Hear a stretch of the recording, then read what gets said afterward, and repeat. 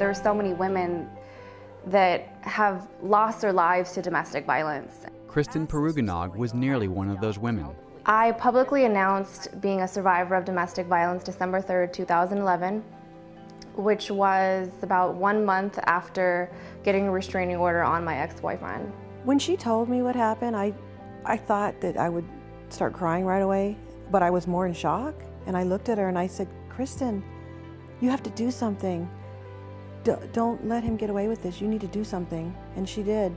Kristen found the strength to leave her abuser and turned her newly discovered inner power into a nonprofit called Break the Silence Against Domestic Violence.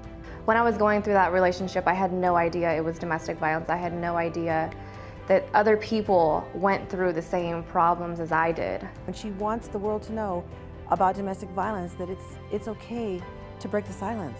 Kristen first shared her experience with domestic violence on Facebook and discovered an instant connection with thousands of people who also shared their stories of abuse.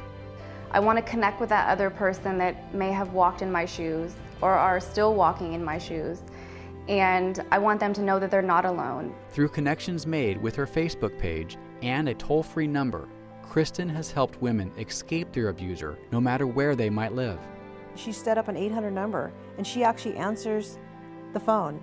She's had people call her from New York, Australia, Oregon, all over the United States, and they'll ask her, what can I do? I need help. I need to get into a shelter. And she'll say, listen, I can get you in a shelter. Let me make some calls. Since our organization was founded on Facebook, I get about 100 to 200 people contacting me on social media a week on how they need advice and how they need resources. One of those women is Maria Solis, who saw Kristen speak about domestic abuse. Maria was in a desperate situation with an abusive boyfriend. One night I was the worst fight ever.